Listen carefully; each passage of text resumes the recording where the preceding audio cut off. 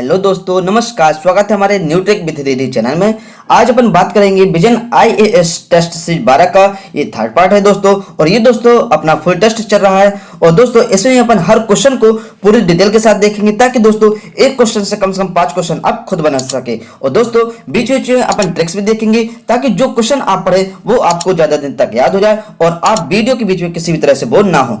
और दोस्तों कृपया वीडियो को अंत तक जरूर देखिएगा ताकि जो ट्रिक्स बताई जाए वो आपको मिल सके। तो चलिए दोस्तों आज की वीडियो स्टार्ट करते हैं बिना किसी देरी के। क्वेश्चन नंबर 51 है कि इसे औद्योगिकरण के कारण तीव्रता से विकसित हो रहे नगर यानी कि टाउन और अभी तक नगरपालिका के गठन के लिए आवश्यक सभी शर्तों को पूरा नहीं करने वाले नगरों के प्रशासन के लिए गठित किया जाता है। यद्यपि यह राज्य नगरपालिका अधिनियम के ढांचे के अंतर्गत कार्य करती है, लेकिन इस पर अधिनियम के केवल कुछ ही प्रावधान लागू होते हैं। नगरपालिका के विपरीत यह पूर्णतः एक नाम निर्देशित निकाय है, अर्थात अध्यक्ष सहित सभी सदस्य राज्य सरकार द्वारा नाम निर्देशित किए जाते हैं। उपर्युक्त विवरण निम्नलिखित में से किस प्रकार के शहरी स्थानीय निकाय को संदर्भित करता है? ए नगर क्षेत्र समिति, बी अधिसूचित क्षेत्र समिति, सी नगर परिषद और डी छावनी परिषद। तो इनमें से आपको बताना दोस्तों किसका कौन सा आंसर सही है। अब अपन देखिए दोस्तों कि यह एक ऐसा निकाय है जो कि पूर्णतः नाम निर्देशित होता है, यानी कि दोस्तों अध्यक्ष सहित सभी सदस्य राज्य सरकार द्वारा नाम निर्देशित किए जाते हैं। तो इसका दोस्तों सही आंसर हो जाएगा, आंसर इसका बी हो जाएगा कि अधिसूचित क्षेत्र समिति। क्यों दोस्तों? क्योंकि इसमें क्या कर रहे हैं, सूचित कर रहे हैं कि हम इनको निर्देशित कर रहे हैं। तो अब अपन देखें दोस्तों कि जो अधिसूचित क्षेत्र समिति होता है दोस्तों, इसका गठन दो प्रकार के क्षेत्रों के प्रशासन हेतु किया जाता है। एक ऐसे नगर जो औद्योगिकरण के कारण तीव्रता से विकसित हो रहे हैं और दूसरा ऐसे नगर जो अभी तक नगरपालिका के गठन के लिए आवश्यक सभी शर्तों को पूरा तो नहीं करते, किंतु इन्हें राज्य सरकार द्वारा अन्य कारणों से महत्वपूर्ण माना जाता है। चूंकि इस प्रकार की समिति का गठन सरकारी बजट में अधिसूचित करके किया जाता है, इसलिए इसका नाम रखा गया है अधिसूचित क्षेत्र समिति। अब अपन चलते हैं दोस्तों question number next. Question number 52 है कि राष्ट्रपति की अध्यादेश प्रख्यापित करने की शक्ति के संदर्भ में निम्नलिखित कथनों में से कौन सा ऐसे सही है? पहला, राष्ट्रपति किसी एक सदन के सत्र में होने की स्थिति में भी अध्यादेश प्रख्यापित कर सकता है। दूसरा, राष्ट्रपति के अध्यादेश प्रख्यापित करने के निर्णय को किसी भी न्यायालय में प्रश्नगत नहीं किया जा सकता है। और तीसरा दिया है, राष्ट्रपति की अध्यादेश प्रख्यापित करने की शक्ति का उपयोग संविधान संशोधन हेतु नहीं किया जा सकता है। नीचे दिए गए कोड का प्रयोग कर सही उत्तर चुनिए। ए दिया है केवल 1 और 2, बी केवल 2 और 3, सी केवल 3 और डी केवल 1 और 3। तो इन्हें से आपको बताना है दोस्तों किसका कौन सा आंसर सही है।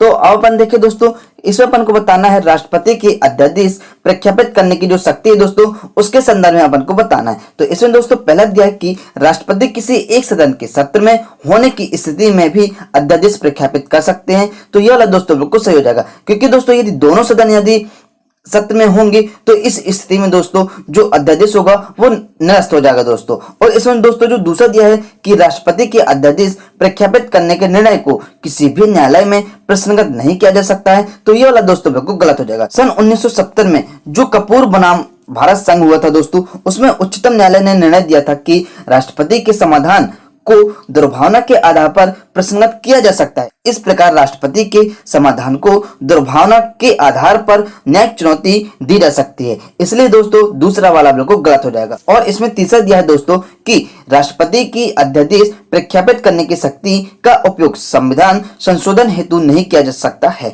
तो यह वाला दोस्तों बिल्कुल सही हो जाएगा, क्योंकि दोस्तों अध्यादेश प्रख्यापित करने का जो दोस्तों माध्यम है उससे दोस्तों किसी कर पर संबंधित विधि को भी परिवर्तित किया जा सकता है और संशोधित किया जा सकता है, लेकिन दोस्तों इसके माध्यम से जो संविधान संशोधन है दोस्तों वो नहीं किया जा सकता है। यानी कि दोस्तों इसका सही आंसर हो जाएगा, आंसर इसका डी हो जाएगा कि केवल 1 और 3 सही है। और अब अपन चलते दोस्तों क्वेश्चन नंबर नेक्स्ट है। क्वेश्चन 53 है कि निम्नलिखित में से कौन सी भूमिका के माध्यम से कीट पारिस्थितिकी सेवाएं प्रदान करते हैं? पहला दिया है प्रकीर्णन कारक, दूसरा खाद्य स्रोत, तीसरा परागणकारी और चौथा दिया है अपघटक। नीचे दिए गए कोड का प्रयोग कर सही उत्तर चुनिए। ए केवल 1 और 3, बी केवल 2 और 3, सी केवल 1, 3 और 4, डी दिया है 1, 2, 3 और 4। तो इनमें से आपको बताना दोस्तों किसका कौन सा आंसर सही है। तो अब अपन देखें दोस्तों कि जो कीट होते हैं दोस्तों वो कितने प्रकार के होते हैं। तो ये दोस्तों कार्बनिक और अकार्बनिक दोनों पदार्थों में दोस्तों ये मिश्रित रूप से पाए जाते हैं, जिससे दोस्तों मृदा की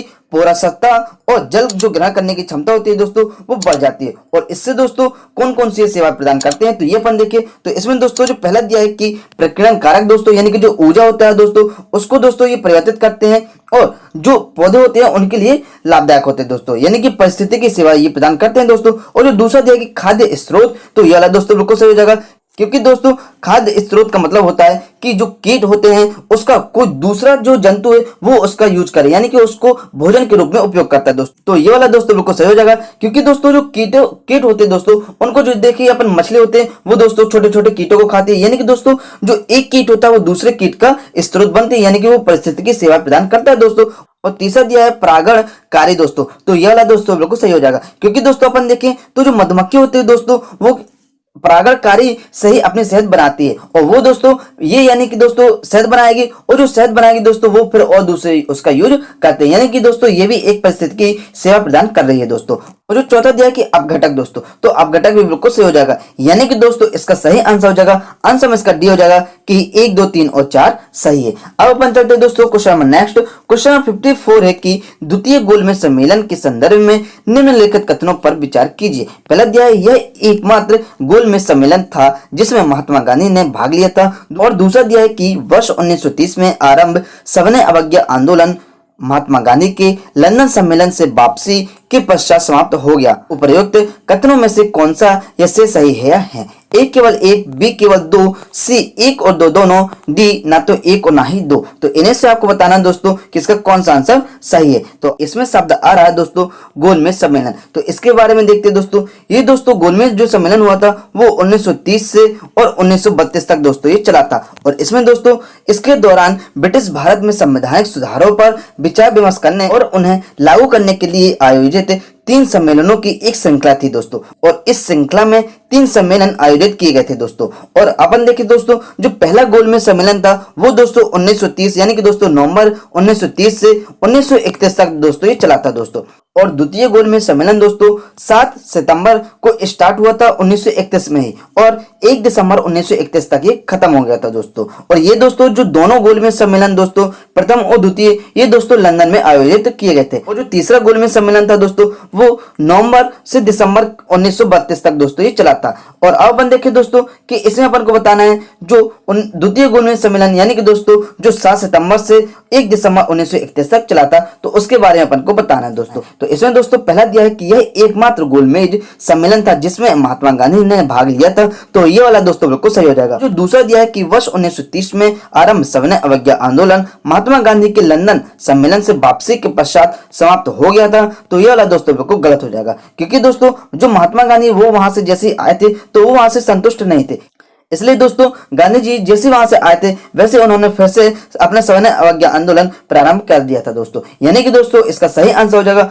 आंसर में इसका ए हो जाएगा कि केवल 1 सही है। और अब अपन चलते हैं दोस्तों question number next. Question number 55 है कि विश्व बैंक और अंतरराष्ट्रीय मुद्रा कोष यानी कि IMF के मध्य अंतर के संदर्भ में निम्नलिखित कथनों पर विचार कीजिए।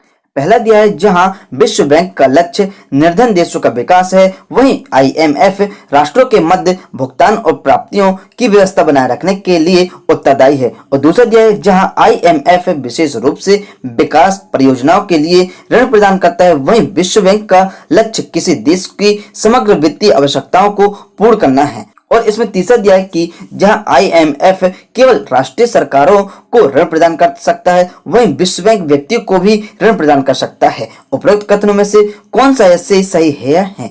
ए केवल 1 और 2, बी केवल 1, सी केवल 2 और 3, डी 1, 2 और 3। तो इन्हें से आपको बताना दोस्तों किसका कौन सा आंसर सही है। तो अब अपन देखें दोस्तों जो विश्व बैंक और अंतरराष्ट्रीय मुद्रा कोष है दोस्तों IMF यानी कि इंटरनेशनल मॉनेटरी फंड है दोस्तों, तो इसकी दोस्तों स्थापना एक ही डेट को की गई थी, वो दोस्तों 1944 में की गई थी। और दोस्तों जो 44 राष्ट्र थे उनके प्रतिनिधियों द्वारा इसका गठन किया गया था, और इसमें दोस्तों दोनों संस्थाओं द्वारा वार्षिक बैठकों का संयुक्त रूप से आयोजन किया जाता है।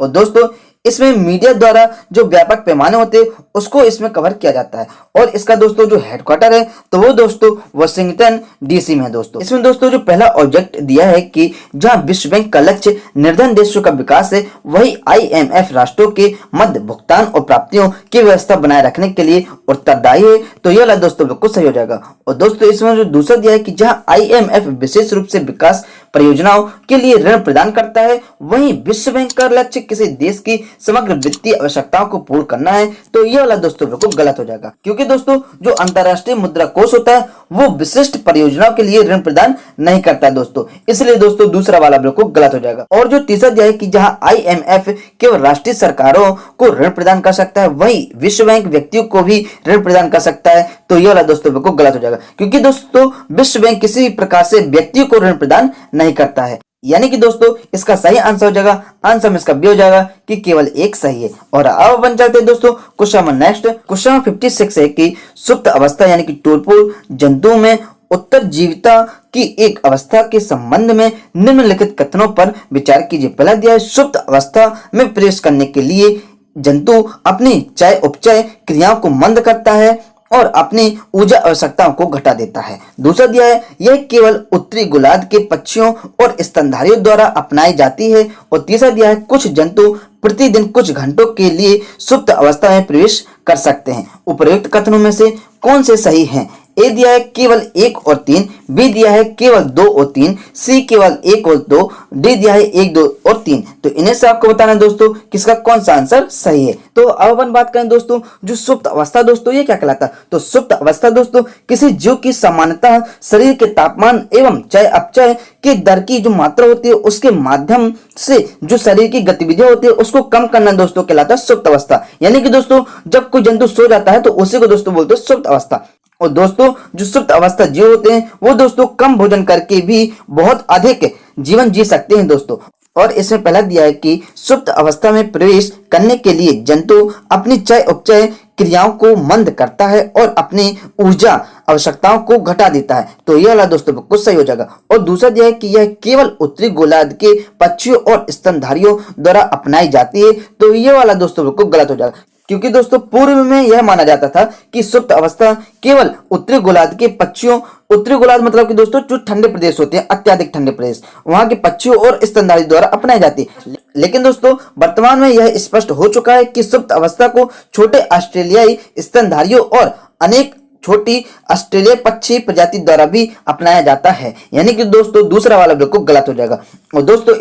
और दोस्तों इसमें तीसरा दिया है कि कुछ जंतु प्रतिदिन कुछ घंटों के लिए सुप्त अवस्था में प्रवेश कर सकते हैं, तो यह वाला दोस्तों बिल्कुल सही हो जाएगा। यानी कि दोस्तों इसका सही आंसर हो जाएगा, आंसर में इसका ये हो जाएगा कि केवल 1 और 3 सही है। अब अपन चलते हैं दोस्तों क्वेश्चन नंबर नेक्स्ट। क्वेश्चन 57 है कि भारतीय अर्थव्यवस्था के संदर्भ में निम्नलिखित पंचवर्षीय योजनाओं में से किसमें गरीबी हटाओ और आत्मनिर्भरता की प्राप्ति के 2 मुख्य उद्देश्यों को प्रस्तावित किया गया था? ए प्रथम पंचवर्षीय योजना, बी द्वितीय पंचवर्षीय योजना, सी चतुर्थ पंचवर्षीय योजना और डी पंचम पंचवर्षीय योजना। तो इन्हें से आपको बताना है दोस्तों किसका कौन सा आंसर सही है। और अब अपन देखें दोस्तों जो पंचवर्षीय योजना है दोस्तों इसका प्रारंभ कब हुआ? तो इसका दोस्तों प्रारंभ सन 1951 में प्रारंभ किया गया था दोस्तों।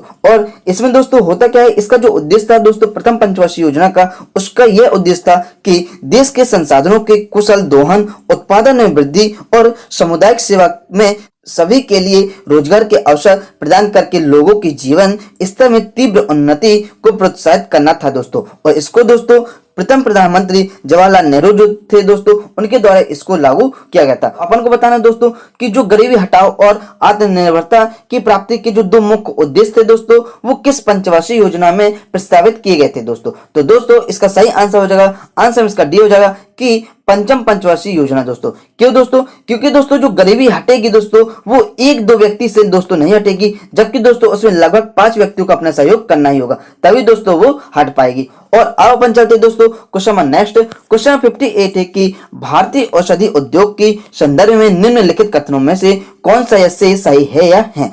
पहला दिया है भारत का औषधि उद्योग मूल्य के आधार पर विश्व का तीसरा सबसे बड़ा औषधि उद्योग है।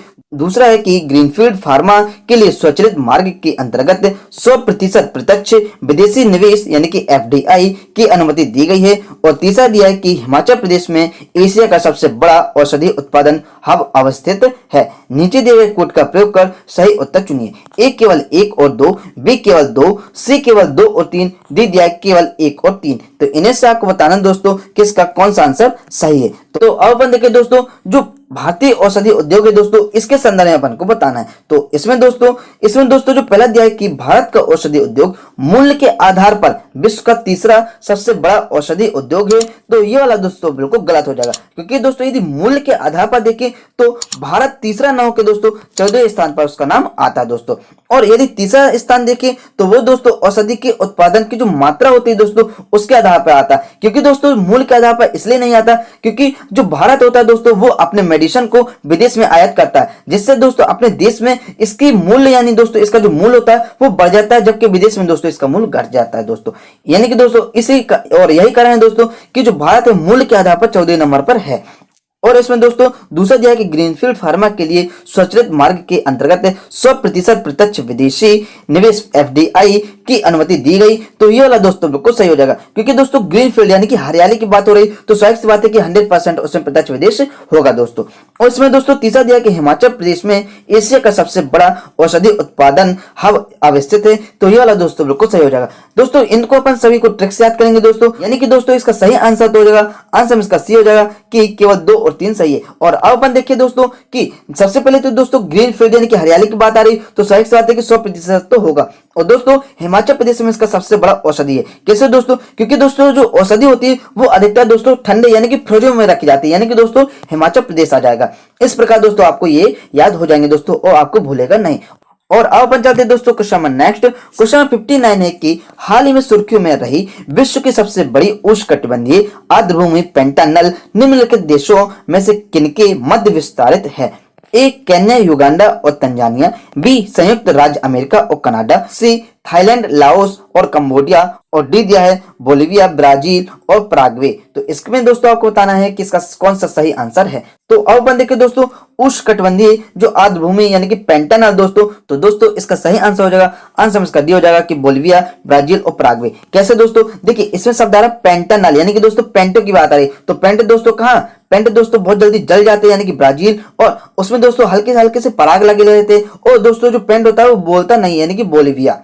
यानी कि दोस्तों आपको ये याद हो गया होगा कि जो पेंट होता है दोस्तों वो बहुत जल्दी जल जाता है यानी कि ब्राजील, और वो दोस्तों उसमें छोटे छोटे से पराग लगे रहते हैं यानी कि हल्के हल्के से बुंदगी टाइप की होती है। और जो तीसरा दिया है और जो बोलिविया है वो दोस्तों यानी कि पेंट बोलता नहीं है यानी कि दोस्तों बोलिविया।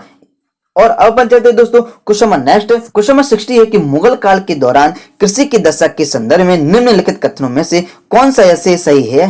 पहला दिया है किसानों को निर्वाह और वाणिज्यिक दोनों फसलें उगाने के लिए प्रोत्साहित किया जाता था। दूसरा है सिंचाई के लिए राज्य से कोई भी सहायता प्राप्त नहीं होती थी। तीसरा है गांव के अनिवासी किसानों को ठेके पर खेती करने की अनुमति दी गई थी। नीचे दिए गए कोड का प्रयोग कर सही उत्तर चुनिए। ए केवल 1 और 2, बी केवल 1 और 3, सी केवल 3, डी केवल 2 और 3। तो इन्हें से आपको बताना दोस्तों कि इसका कौन सा आंसर सही है। अब अपन देखिए दोस्तों कि जो मुगल काल के दौरान दोस्तों कृषि की जो दशा थी उसके संदर्भ में अपन को बताना है दोस्तों। तो इसमें दोस्तों जो पहला दिया है कि किसानों को निर्वाह और वाणिज्यिक दोनों फसलें उगाने के लिए प्रोत्साहित किया जाता था दोस्तों। तो ये वाला दोस्तों बिल्कुल सही हो जाएगा, क्योंकि दोस्तों वाणिज्यिक यानी कि उससे पैसा आएगा ऐसी फसल उगाओ, और निर्वाह यानी कि उससे अपना पेट भरेगा तो ऐसी खेती उगाओ, यानी कि दोस्तों दोनों बिल्कुल सही हो जाएगा। और दोस्तों इसमें जो दूसरा दिया है कि सिंचाई के लिए राज्य से कोई भी सहायता प्राप्त नहीं होती थी, तो ये वाला दोस्तों बिल्कुल गलत हो जाएगा, क्योंकि दोस्तों सिंचाई के लिए जो राज्य होता है दोस्तों उससे सहायता प्राप्त होती थी। और जो दोस्तों तीसरा दिया है कि गाँव के अनिवासी किसानों को ठेके पर खेती करने की अनुमति दी गई थी, तो ये वाला दोस्तों बिल्कुल सही हो जाएगा, यानी कि दोस्तों इसका सही आंसर हो जाएगा, आंसर इसका बी हो जाएगा कि केवल 1 और 3 सही आंसर है। और अब बन जाते हैं दोस्तों क्वेश्चन नंबर नेक्स्ट। क्वेश्चन में 61 है कि खड़ी खेती यानी कि वर्टिकल फार्मिंग के संदर्भ में निम्नलिखित कथनों पर विचार कीजिए। पहला दिया है यह किसी बाह्य वातावरण में केवल प्राकृतिक सौर प्रकाश का उपयोग कर ऊर्ध्वाधर रूप से क्रमबद्ध परतों में खाद्य फसलों को उगाने की विधि है। और दूसरा दिया है कि कुक्कुट या पोल्ट्री और पत्तेदार सब्जियों के उत्पादन में इसका उत्तरोत्तर प्रयोग किया जा रहा है। उपरोक्त कथनों में से कौन सा ऐसे सही है? ए केवल 1, बी केवल 2, सी 1 और 2 दोनों, डी ना तो 1 और ना ही 2। तो इन्हें से आपको बताना दोस्तों कि इसका कौन सा आंसर सही है। तो अब अपन देखिए दोस्तों जो खड़ी खेती यानी कि वर्टिकल फार्मिंग है दोस्तों, ये क्या है? तो ये दोस्तों ऊर्ध्वाधर रूप से झुकी हुई सतहों पर खाद्य फसलों को उगाने की एक विधि है। इसमें पहला दिया है कि यह किसी वायु वातावरण में केवल प्राकृतिक सौर प्रकाश का उपयोग कर ऊर्ध्वाधर रूप से क्रमबद्ध परतों में खाद्य फसलों को उगाने की विधि है। तो ये वाला दोस्तों बिल्कुल गलत हो जाएगा, क्योंकि दोस्तों इसको दोस्तों पहली बात तो इंडोर कृषि तकनीकी का उपयोग करके इसको उपयोग किया जाता है, यानी कि दोस्तों अंदर यानी कि बाहर वातावरण ना हो के दोस्तों अंदर इसकी खेती की जाती है। और इसमें दोस्तों प्रकाश तो चाहिए पड़ता है, लेकिन दोस्तों इसमें शब्द आ रहा है केवल प्राकृतिक सौर प्रकाश का उपयोग किया जाता है। तो यह वाला दोस्तों बिल्कुल गलत हो जाएगा, क्योंकि दोस्तों इसमें आर्द्रता हो गया, गैस का कृत्रिम नियंत्रण हो गया, खाद्य औषधि इन सभी का दोस्तों उपयोग किया जाता है दोस्तों। और इसमें दूसरा दिया है कि कुक्कुट या पोल्ट्री और पत्तेदार सब्जियों के उत्पादन में इसका उत्तरोत्तर प्रयोग किया जा रहा है। तो ये वाला दोस्तों बिल्कुल सही हो जाएगा, यानी कि दोस्तों इसका सही आंसर हो जाएगा, आंसर में इसका बी हो जाएगा कि केवल 2 सही है। और अब अपन चलते हैं दोस्तों question number next. Question number 62 है कि निम्नलिखित में से किन समितियों द्वारा केंद्र और राज्य संबंधों के संदर्भ में अनुशंसाएं की गई थी। पहला दिया है सरकारी आयोग, दूसरा दिया है एमएम पुंछी आयोग, दूसरा दिया है राजमन्नार समिति। नीचे दिए गए कोड का प्रयोग कर सही उत्तर चुनिए। ए केवल 1 और 2, बी केवल 2 और 3, सी केवल 1 और 3, डी 1, 2 और 3। तो इन्हें से आपको बताना दोस्तों किसका कौन सा आंसर सही है। और अब अपन देखिए दोस्तों कि किन किन समितियों द्वारा केंद्र और राज्य संबंधों के संदर्भ में अनुशंसाएं की गई थी। तो दोस्तों इसमें पहला दिया है कि सरकारी आयोग, तो यह वाला दोस्तों बिल्कुल सही हो जाएगा। और दोस्तों इस आयोग का जो गठन हुआ था वो दोस्तों सन 1983 में किया गया था। और दोस्तों जो सरकारिया थे दोस्तों ये एक सेवानिवृत्त न्यायाधीश थे दोस्तों, और इन्हीं की अध्यक्षता में इसका गठन किया गया था। और दोस्तों इन्होंने इसमें सलाह दी थी कि सहकारी संघवाद पर बल देना। और दोस्तों जो दूसरा है कि एमएम पुंछी आयोग, यानी कि दोस्तों मदन मोहन पुंछी आयोग दोस्तों, ये भी दोस्तों उच्च न्यायालय के भूतपूर्व मुख्य न्यायाधीश थे दोस्तों। और इन्होंने दोस्तों अनुशंसा दी थी कि समवर्ती विषयों पर विधि निर्माण हेतु संघ और राज्यों के मध्य अंतरराज्यीय परिषद के माध्यम से एक परामर्श प्रक्रिया अपनाई जानी चाहिए दोस्तों। और जो तीसरा है कि राजमन्नार समिति दोस्तों, तो यह वाला दोस्तों बिल्कुल सही हो जाएगा, क्योंकि दोस्तों इसका जो गठन हुआ था वो दोस्तों सन 1969 में हुआ था। और दोस्तों जो एमएम पुंछी आयोग थे दोस्तों, इसका जो गठन हुआ था वो दोस्तों 2007 को हुआ था दोस्तों इन्होंने यह सुझाव दिए थे कि केंद्र और राज्य संबंधों की समीक्षा करना और राज्यों को स्वायत्तता प्रदान करना, ताकि दोस्तों संविधान में संशोधन हो सके दोस्तों। यानी कि दोस्तों इसका सही आंसर हो जाएगा, आंसर में इसका डी हो जाएगा कि 1, 2 और 3 सही आंसर है। अब अपन चलते हैं दोस्तों question number next. Question number 63 है कि निम्नलिखित में से किस मूल अधिकार के अंतर्गत प्रारंभिक शिक्षा का अधिकार सम्मिलित है। ए सांस्कृतिक और शिक्षा संबंधी अधिकार, बी स्वतंत्रता का अधिकार, सी समता का अधिकार और डी संवैधानिक उपचारों का अधिकार। तो इन्हें से आपको बताना दोस्तों किसका कौन सा आंसर सही है। तो अब अपन देखिए दोस्तों जो मूल अधिकार के अंतर्गत प्रारंभिक शिक्षा का अधिकार है दोस्तों, वो किस अधिकार में कहा गया है। तो दोस्तों इसका सही आंसर तो हो जाएगा, आंसर में इसका बी हो जाएगा कि स्वतंत्रता का अधिकार। और इसके अंदर भी दोस्तों जो अनुच्छेद 21 का ए दोस्तों उसमें कहा गया दोस्तों। तो दोस्तों इसको अपन ट्रिक से कैसे याद करेंगे।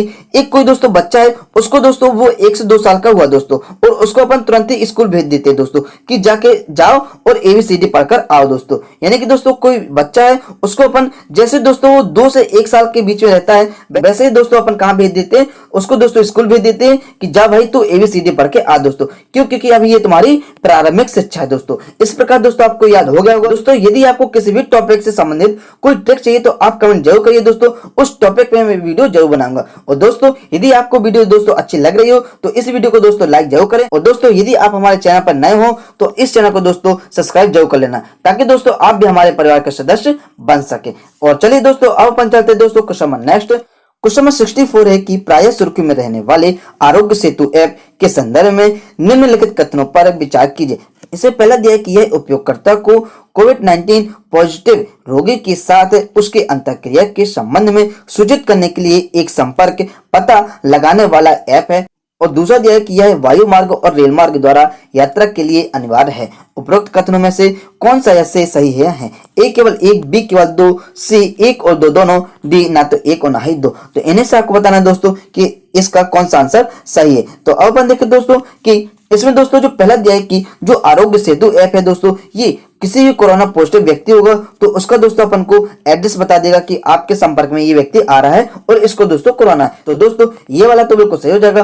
और दोस्तों जो दूसरा दिया कि यह वायु मार्ग और रेल मार्ग द्वारा जो यात्रा कर रहे यानी कि जो यात्री है उनके लिए अनिवार्य है, तो ये वाला दोस्तों बिल्कुल गलत हो जाएगा। क्योंकि दोस्तों इसका जो उपयोग है वो दोस्तों स्वैच्छिक है, ना कि दोस्तों अनिवार्य है। यानी कि दोस्तों इसका सही आंसर हो जाएगा, आंसर इसका ये हो जाएगा कि केवल एक सही है। और अब अपन चलते हैं दोस्तों question number next. Question number 65 है कि इस फसल के लिए 24 से 38 डिग्री सेल्सियस के मध्य उतार चढ़ाव वाले तापमान के साथ आर्द्र जलवायु की आवश्यकता होती है। इसकी खेती के लिए आवश्यक न्यूनतम वर्षा 1000 मिलीमीटर है। इस फसल के विकास के लिए वार्षिक बाढ़ से गाज प्राप्त करने वाली अच्छी गहराई वाली नवीन धूसर जलोढ़ मृदा सर्वाधिक उपयुक्त है। यह निम्नलिखित में से कौन सी फसल है?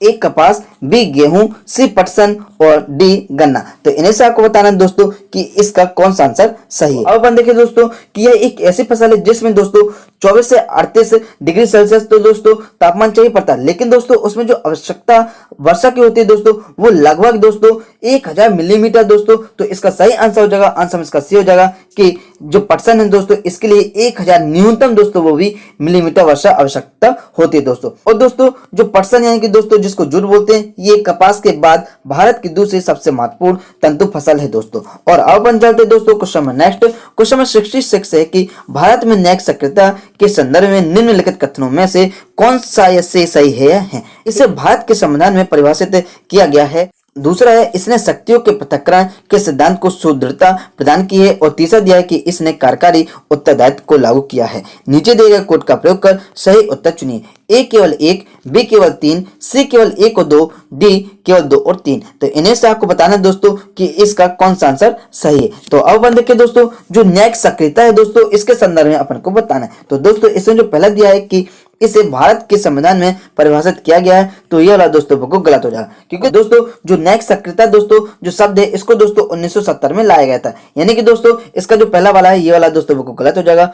और इसमें दोस्तों जो दूसरा है कि इसने शक्तियों के पृथक्करण के सिद्धांत को सुदृढ़ता प्रदान की, तो ये वाला दोस्तों बिल्कुल गलत हो जाएगा। क्योंकि दोस्तों इसने शक्तियों के पृथक्करण के सिद्धांत को सुदृढ़ता प्रदान नहीं की है। और दोस्तों इसमें जो तीसरा है कि इसने कार्यकारी उत्तरदायित्व को लागू किया है, तो ये वाला दोस्तों बिल्कुल सही हो जाएगा। यानी कि दोस्तों इसका सही आंसर हो जाएगा, आंसर में इसका बी हो जाएगा कि केवल 3 सही है। और अब अपन चलते दोस्तों क्वेश्चन नेक्स्ट। क्वेश्चन नंबर 67 है कि भारत के बाह्य ऋण के संदर्भ में निम्नलिखित कथनों पर विचार कीजिए। पहला दिया है कि भारत के समग्र बाह्य ऋण में निजी क्षेत्र के ऋण की तुलना में संप्रभु ऋण दोगुना है। और दूसरा दिया है कि अनिवासी भारतीयों यानी कि एनआरआई की बकाया जमा राशियां भारत के बाह्य ऋण का सबसे बड़ा घटक है। और तीसरा दिया है कि भारत का अधिकांश बाह्य ऋण चीन की मुद्रा यानी कि रेनमिनबी में मूल्य वर्गित है। उपरोक्त कथनों में से कौन सा इससे सही है? ए केवल 1, बी केवल 2 और 3, सी केवल 1 और 2, डी उपरोक्त में से कोई नहीं। तो इन्हीं से आपको बताना है दोस्तों कि इसका कौन सा आंसर सही है। और अब अपन देखिए दोस्तों बाह्य ऋण के संदर्भ में अपन को बताना है। तो इसमें दोस्तों पहला दिया है कि भारत के समग्र बाह्य ऋण में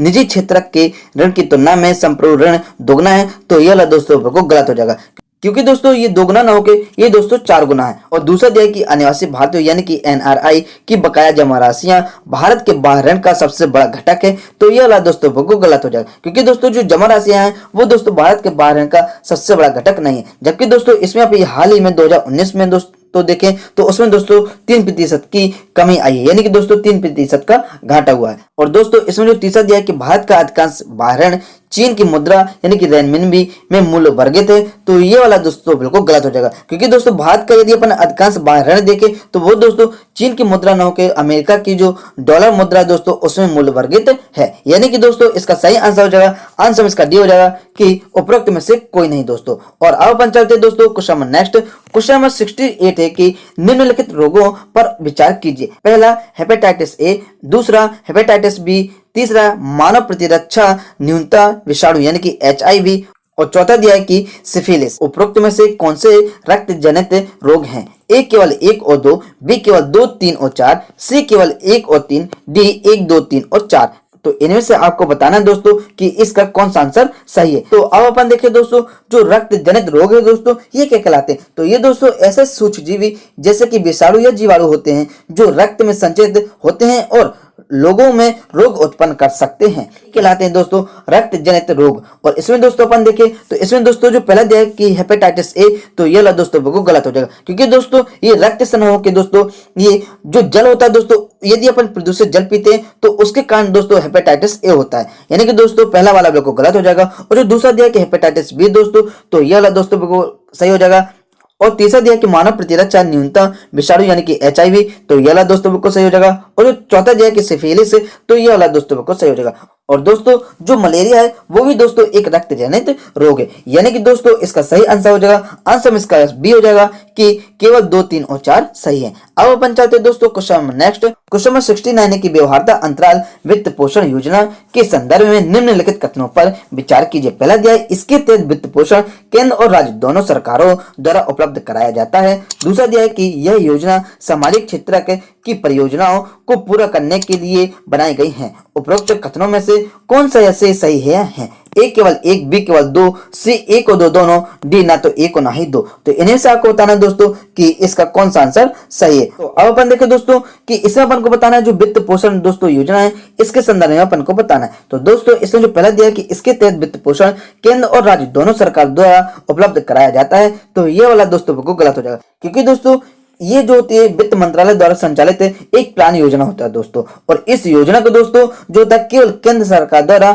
उपलब्ध कराया जाता है, ना कि दोस्तों राज्य सरकार द्वारा, यानी कि दोस्तों पहला वाला बिल्कुल गलत हो जाएगा। और जो दूसरा दिया है कि यह योजना सामाजिक क्षेत्र की परियोजनाओं को पूरा करने के लिए बनाई गई है, तो यह वाला दोस्तों बिल्कुल सही हो जाएगा, यानी कि दोस्तों इसका सही आंसर हो जाएगा, आंसर में इसका बी हो जाएगा कि केवल 2 सही है दोस्तों। और अब अपन चलते हैं question number next. Question number 70 है कि प्रायः सुर्खियों में रहने वाली भारतीय दंड संहिता में प्रावधान शामिल है। पहला दिया है कि दंड के लिए जुर्माने और दंड के निर्धारण से संबंधित, दूसरा दिया है अपराध की जांच की प्रक्रिया से संबंधित, और तीसरा दिया है कि न्यायालयों और मजिस्ट्रेट की शक्तियों से संबंधित। नीचे दिए गए कोड का प्रयोग कर सही उत्तर चुनिए। ए केवल 1, बी केवल 2 और 3, सी केवल 1 और 3, डी 1, 2 और 3। तो इन्हें से आपको बताना है दोस्तों कि इसका कौन सा आंसर सही है। तो अब अपन देखें दोस्तों जो भारतीय दंड संहिता है दोस्तों ये क्या है, तो ये दोस्तों भारत की आधिकारिक दंड संहिता है, और यह आपराधिक कानूनों के सभी पहलुओं को कवर करने के लिए एक व्यापक संहिता है दोस्तों। और इसमें दोस्तों जो पहला दिया है कि दंड के लिए जुर्माने और दंड के निर्धारण से संबंधित है, तो ये वाला दोस्तों बिल्कुल सही हो जाएगा,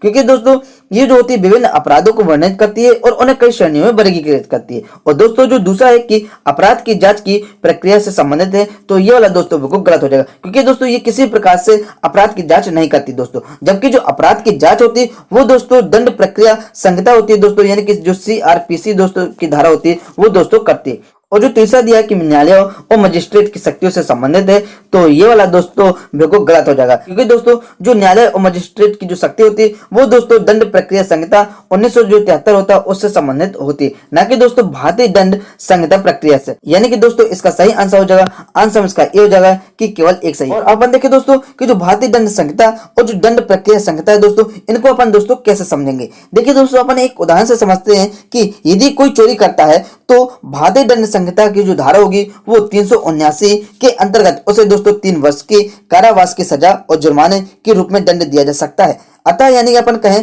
तो सजा के निर्धारण और सजा के दंड का संपूर्ण जो विवरण होता है वो भारतीय दंड संहिता में वर्णित किया गया है। जबकि दोस्तों यदि अब ऐसी स्थिति उत्पन्न हो जाती है जब चोरी हो चुकी है और अब चोर को पकड़ने की प्रक्रिया की आवश्यकता होगी, अर्थात दोस्तों अपराधी को कैसे गिरफ्तार किया जाएगा, अपराध के प्रमाण कैसे एकत्रित किए जाएंगे, जमानत कैसे दी जाएगी, जमानत के लिए आवेदन कहां करना होगा, आरोपी के दोषी होने या निर्दोषी होने का निर्धारण आदि, ये सभी दोस्तों पुलिस के कार्य होते हैं दोस्तों, यानी कि CRP दोस्तों, यानी कि दोस्तों आपको भारतीय दंड संहिता और दंड प्रक्रिया संहिता 1973, इसमें दोस्तों आपको दोनों में अंतर समझ में आ गया होगा। और अब अपन चलते हैं दोस्तों क्वेश्चन नंबर नेक्स्ट।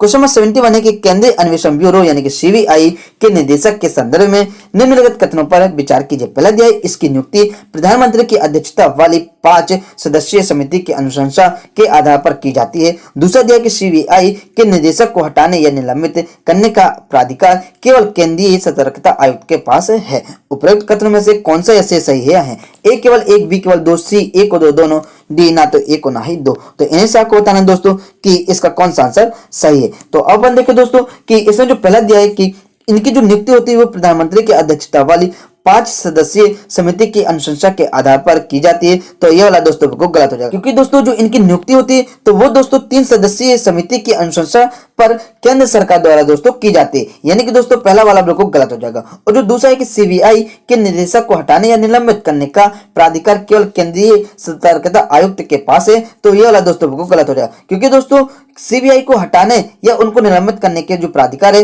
वो उसमें दोस्तों सतर्कता आयोग यानी कि सीबीसी की दोस्तों कोई भूमिका नहीं होती है। यानी कि दोस्तों इसका सही आंसर हो जाएगा, आंसर इसका डी हो जाएगा कि ना तो एक और ना ही दो। और अब बन चलते दोस्तों question number next. Question number 72 की वैश्विक वेतन रिपोर्ट 2020 और 21 से जारी की गई है। किसके द्वारा दोस्तों जारी की गई है?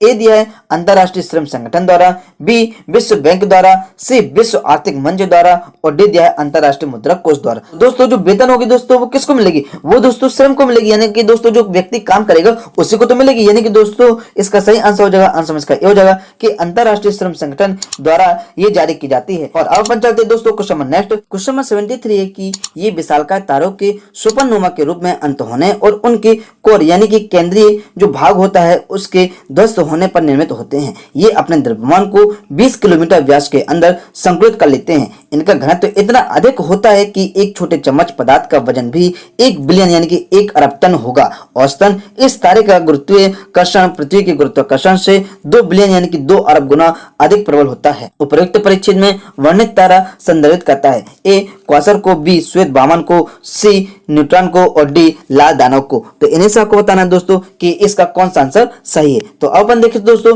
कि सुपरनोवा के अंत होने और जो केंद्र यानी कि जो कोर होता है दोस्तों उसके ध्वस्त होने पर निर्मित होता है, यानी कि दोस्तों वो क्या हो जाता है? वो दोस्तों न्यून हो जाता है। यानी कि दोस्तों इसका सही आंसर हो जाएगा, आंसर इसका सी हो जाएगा कि न्यूट्रॉन को संदर्भित करता है दोस्तों। और अब अपन चलते हैं दोस्तों question number next. Question number 74 है कि भारत में यूरिया सब्सिडी के संदर्भ में निम्नलिखित कथनों पर विचार कीजिए। पहला दिया है वर्तमान में सरकार सभी यूरिया विनिर्माताओं को प्रति पोषक तत्व के आधार पर एक समान सब्सिडी प्रदान करती है। दूसरा दिया है यूरिया सब्सिडी में प्रत्यक्ष लाभ अंतरण यानी कि डीबीटी से किसानों द्वारा यूरिया के अत्यधिक उपयोग पर अंकुश लगाया जा सकता है। और तीसरा दिया है कि उच्च सब्सिडी के कारण यूरिया के अतार्किक उपयोग को भारत में ब्लू बेबी सिंड्रोम की बढ़ती घटनाओं से जोड़ा गया है। उपरोक्त कथनों में से कौन से सही हैं? ए केवल 1 और 2, बी केवल 2 और 3, सी केवल 1 और 3, डी दिया है 1, 2 और 3। तो इन्हें से आपको बताना है दोस्तों कि इसका कौन सा आंसर सही है। और अब अपन देखें दोस्तों जो यूरिया सब्सिडी है इसके संदर्भ में अपन को बताना है। इससे पहला दिया है कि वर्तमान में सरकार सभी यूरिया विनिर्माताओं को प्रति पोषक तत्व के आधार पर एक समान सब्सिडी प्रदान करती है। तो यह वाला दोस्तों बिल्कुल गलत हो जाएगा, क्योंकि दोस्तों सरकार जो होती है वो पोषक तत्व आधारित सब्सिडी जो योजना होती है दोस्तों उसके अंतर्गत एक समान सब्सिडी प्रदान करती है दोस्तों। यानी कि दोस्तों पहला वाला बिल्कुल गलत हो जाएगा। और जो दूसरा दिया है कि यूरिया सब्सिडी में प्रत्यक्ष लाभ अंतरण से किसानों द्वारा यूरिया के अत्यधिक उपयोग पर अंकुश लगाया जा सकता है दोस्तों, तो यह वाला दोस्तों बिल्कुल सही हो जाएगा। और दोस्तों इसमें तीसरा दिया है कि उच्च सब्सिडी के कारण यूरिया के अतार्किक उपयोग को भारत में ब्लू बेबी सिंड्रोम की बढ़ती घटना से जोड़ा गया है। तो यह वाला दोस्तों बिल्कुल सही हो जाएगा, यानी कि दोस्तों इसका सही आंसर हो जाएगा, आंसर इसका बी हो जाएगा कि केवल 2 और 3 सही है। और अब अपन चलते दोस्तों क्वेश्चन नंबर नेक्स्ट। इस वीडियो का दोस्तों ये लास्ट क्वेश्चन है। क्वेश्चन नंबर 75 है कि साधारण कानून यानी कि दंडात्मक निरोध के अंतर्गत गिरफ्तार या निरुद्ध किया गया व्यक्ति संविधान के अंतर्गत निम्नलिखित में से किस अधिकार या किन अधिकारों का अधिकारी होता है?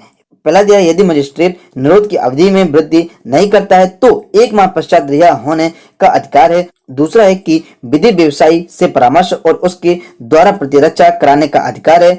और तीसरा दिया है कि गिरफ्तारी के कारणों से यथाशीघ्र अवगत कराए जाने का अधिकार है। नीचे दिए गए कोड का प्रयोग कर सही उत्तर चुनिए। ए केवल 1, बी केवल 2 और 3, सी केवल 1 और 3, डी दिया है 1, 2 और 3। तो इन्हें से आपको बताना दोस्तों कि इसका कौन सा आंसर सही है। तो अब अपन देखें दोस्तों कि किसी व्यक्ति को गिरफ्तारी और जो निरोध होता है दोस्तों उससे जो संरक्षण प्रदान करता है वो दोस्तों अनुच्छेद 22 करता है दोस्तों।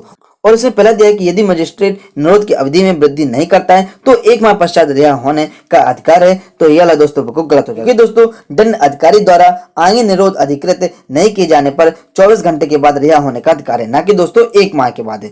और दोस्तों जो दूसरा दिया है कि विधि व्यवसायी से परामर्श और उसके द्वारा प्रतिरक्षा कराने का अधिकार है। तो यह वाला दोस्तों बिल्कुल सही हो जाएगा। और दोस्तों जो तीसरा है कि गिरफ्तारी के कारणों से यथाशीघ्र अवगत कराए जाने का अधिकार दोस्तों, तो यह वाला दोस्तों बिल्कुल सही हो जाएगा, ताकि दोस्तों जो व्यक्ति है उसको विधि के अंतर्गत संरक्षण प्रदान किया जाए। यानी कि दोस्तों इसका सही आंसर हो जाएगा, आंसर इसका दोस्तों बी हो जाएगा कि केवल 2 और 3 सही है। दोस्तों यदि ये वीडियो आपको अच्छी लगी हो तो इस वीडियो को लाइक करें, अपने दोस्तों के साथ शेयर करें और हमारे चैनल पर यदि आप नए हैं तो इस चैनल को सब्सक्राइब जरूर कर लीजिए ताकि दोस्तों आप भी हमारे परिवार के सदस्य बन सके। और दोस्तों प्रेस बेल आइकन बटन को जरूर दबाएं ताकि दोस्तों आपको हर वीडियो की नोटिफिकेशन मिलती रहे। तो चलिए दोस्तों अब अपन मिलते हैं नेक्स्ट वीडियो पर। जब तक के लिए जय हिंद जय भारत, अपना ध्यान रखिए, घर पर रहिए और सुरक्षित रहिए।